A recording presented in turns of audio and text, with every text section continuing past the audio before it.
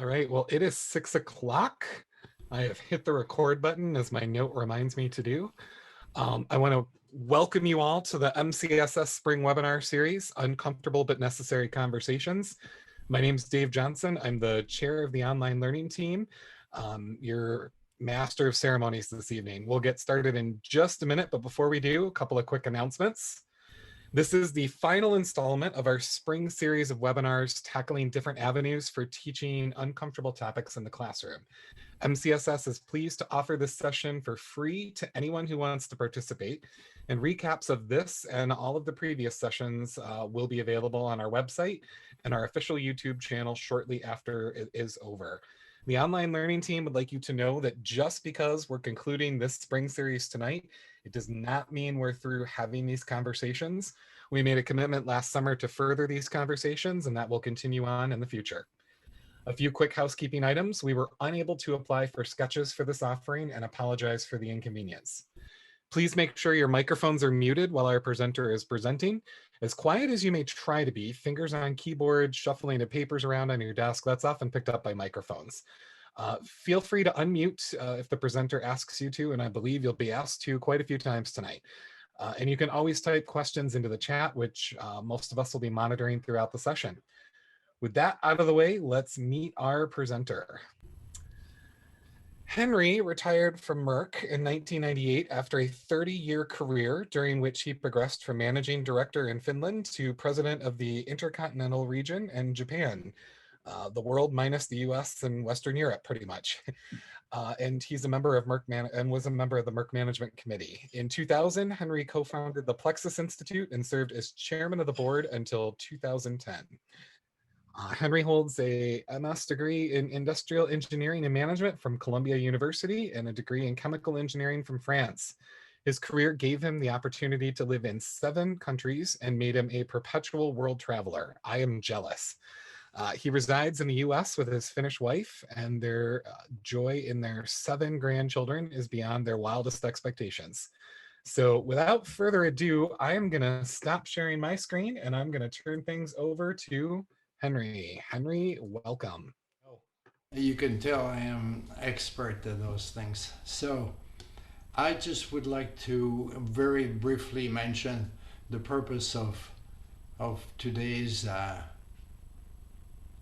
webinar series is to give you an opportunity to experience some liberating structures and to decide how you could use them to engage your students into comfortable conversation, making the uncomfortable comfortable. So I hope to demonstrate this to you a little bit.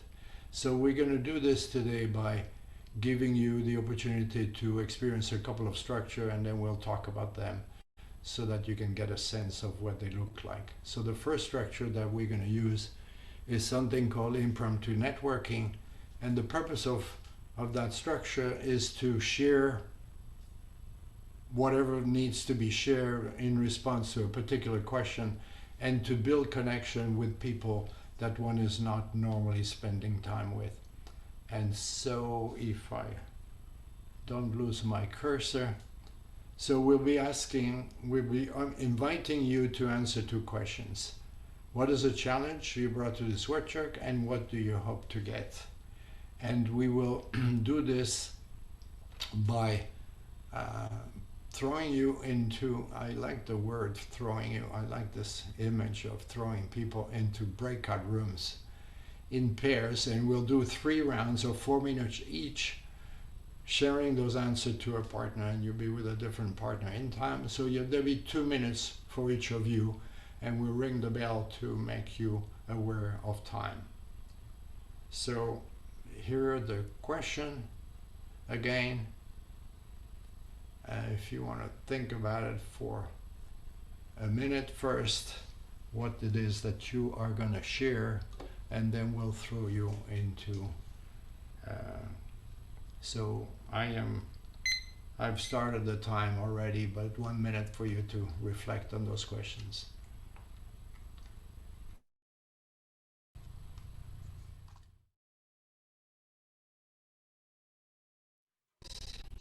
So I was thinking, Dave, that we might do some of the sharing in the chat maybe to ask people to put and some of the ideas about how they could use impromptu networking in the chat, it's sort of telegraphic style. Absolutely. Chat should be wide open for everybody. What I'm seeing pop up in the chat are things like early in the year to build a learning community. Groups talked about how they liked that they were guiding questions, but they weren't restrictive, so they were able to talk openly and make some personal connections. Bringing in deeper conversations as they come up, engaging students in conversation where they have to take a stance on an issue, pose a question, and then let them tell which side they agree with and why. Start with fun questions to set standards and then integrate higher level questions as you go. Allow quiet students a safe space where they're able to connect with other students and participate. Lots of good stuff popping up in the chat. Should be good to go. It looks like the chat's died down. So back to sharing my screen. Here you go. Okay. So I'd like to tell a little story to demonstrate the flexibility of structures, and this one in particular. I happened by chance to be visiting a young professor who was teaching a course on public speaking and who is a fan of liberating structure. And she did something that really blew my mind. I thought it was really cool. During the class, at the beginning of the class, after all the students had made their first speech, and this was a group of about 30, 35 students, most of them, if not all of them probably, their first language was Spanish, and they had done their first little speech. And as they come in the class and they were all sitting down, she said, no, stand up everybody, and okay, everybody's here. All right, here's what I want you to do. I have a question for you, which is the following. And that is, now that you've done your first speech, what have you learned and what would you do differently as a result of that? So I want you to pair up. So two pair, each of you has 30 seconds each to answer this question. Okay? Go find somebody that you don't normally spend time with. And boom, pairs. And then she did 30 seconds, okay, clock, 30 seconds, the bell rings, a minute, another 30 seconds, and then okay, switch, go find somebody else that you don't normally spend time with. 30 seconds each, same question. And a third round. And when they were done with the third round, as they were sort of getting ready to sit down together, said, no, nobody sits down yet. What I want to hear from you is if anybody heard something from somebody else that you thought was really good and that should be shared with the rest of the room, do it. And so that took another 2 or 3 minutes. And in the space of about 6 minutes, 7 minutes, she really squeezed the juice out of this whole group. And it was absolutely amazing. The volume, everybody involved, everybody talking to each other and so forth. And I was blown away. And so this is a good example to me of how you have a structure that is described in a basic way with a certain amount of precision, but it's then once you get familiar with it and you get comfortable, it's really up to you to kind of adjust it to what you're trying to accomplish. And this was one example that really I found fantastic compared to what normally would happen with everybody sitting down and just asking the question to the class as opposed to the individuals. So let me move on and do a little bit of lecturing here. So one of the things that we found out as we developed those structure and started writing them down is that there is a common element to each one of those structure, and we call it the DNA of liberating structure. And those are the 6 things that define and specify a liberating structure. First of all, each one of them has a purpose that is specific to that one particular structure. They are designed to accomplish a certain thing. So all the structure are action oriented in that respect. They have a purpose. And they consist of 5 things that describe them. One is the invitation. The second thing is how participation is distributed between the participants, the kind of groups that are created, if any, how the space is arranged or needs to be, and then how the sequence of steps and how the time is allocated in that structure. And so, for instance, if we look at, oops, what have I done? Here, sorry. If we look at impromptu networking, which you have done, we talked about the purpose of it, to share challenges and to build connection. And here are the 5 elements. So the invitation is, what do you see, or what do you, I'm sorry, I am in 1, 2 for all. How did I do that? Impromptu networking, sorry. The invitation was the challenge that you bring and what you expect.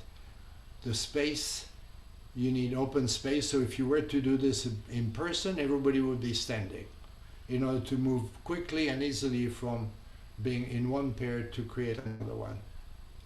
The participation, everybody is given the same amount of time, and there is no preferential treatment of anybody. Groups, pairs, and then the timing is 2 minutes per person, answer the question, 3 rounds. So this is defined impromptu networking. The other structure that we use, the 1, 2 for all, same thing, 5 elements plus a purpose. So the purpose was to generate and sift many ideas quickly. And I am switching slides again, and I don't know why this is happening. So you have an invitation, space. We forget space because we don't think about it. But you cannot do 1, 2 for all in most of the traditional conference rooms, because you have this huge table in the middle, and it's very difficult for people to move. And so you really need to think a little bit about how you arrange the space in order to be able, for people to be able to be in pairs and in groups of 4 and to move quickly from one to the other without a problem. Participation, again, everybody is given the same amount of time or the same opportunity. If they take it or not, that's a different story. How the groups are configured, face to face, in pairs and foursome, and it's particularly so when you are in person that you observe those things. And the timing, as you saw. So in the process of developing the liberating structure, we could not avoid looking at the existing structure that are used most frequently, and to recognize in the process and discover in some way that structures are present all the time. We don't notice them very often. They're habitual, they are automatic. We don't talk about them, we don't discuss them, we don't even give them name. We don't even say, this is what we are going to do. We just do it. And this is a familiar structure. Here's another conventional structure which may look familiar, and you may recognize somebody at the head of that table managing the discussion. So what we found is that in at least the working world, that what is used are 5 structures. We call them microstructure, that are used all the time.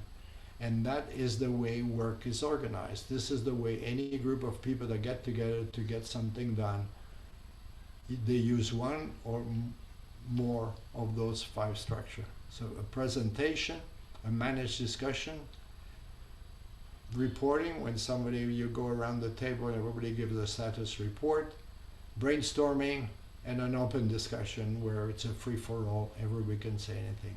So that is the choices that are available.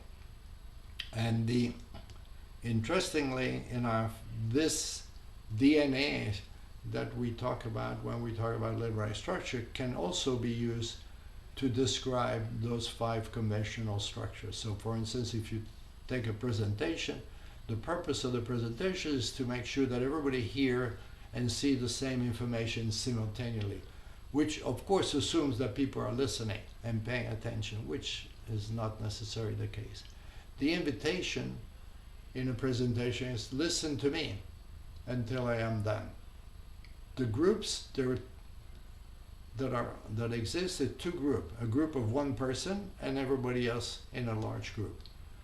In terms of allocation, one presenter has most of the time and everybody else is whatever is left to share.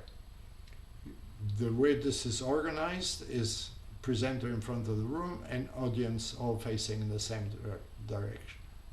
And the sequence of step is an introduction, then a presentation for most of the time, and then at the end any question or discussion. So that's the big difference between the liberating structure and the conventional structure, is that in every liberating structure everybody is given the same opportunity to participate, the same amount of time. Whether people use it or not may be another question, but the opportunity is given to everybody.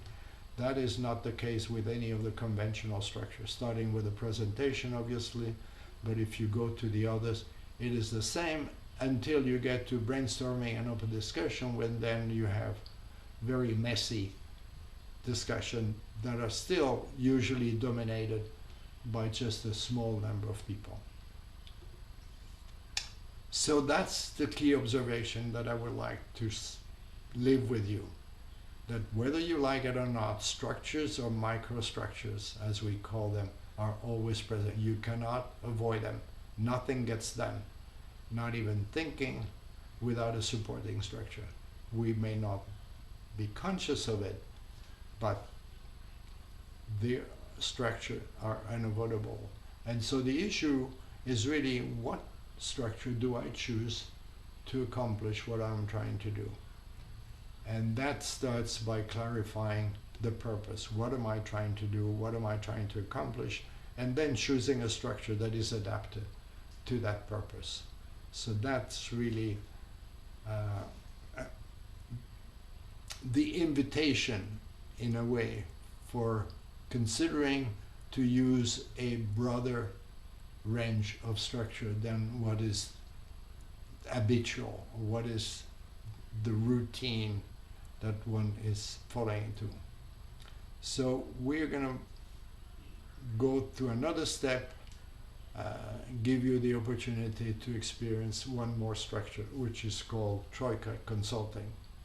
And as you can guess, Troika means you will be in groups of 3, and consulting means you will get a consultation session where you will have the opportunity to tap into your colleagues' experience and imagination and experience to help you think through a challenge that you are prepared, that you want to present to them. So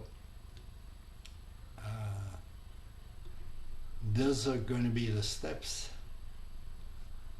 for the Troika Consulting. So you will be in groups of 3, and each of you will have 2 minutes. We'll have a consultation session that will consist of first describing your challenge to the other 2 members of the Troika. Then they will have 2 minutes to ask clarifying question from you. Then you will turn your back and turn off your camera and your mic and your microphone, and listen as they talk to each other about their idea or suggestion or question or whatever it is that they think might contribute to addressing your challenge. And then you turn around at the end and 1 minute to thank them and to share with them what you take away from what they have shared with you. And then this is repeated with each member of the Troika.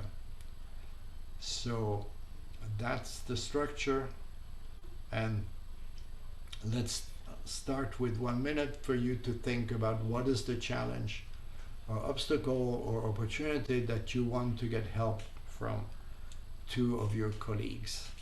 And I will start the clock for the 1 minute. Yeah.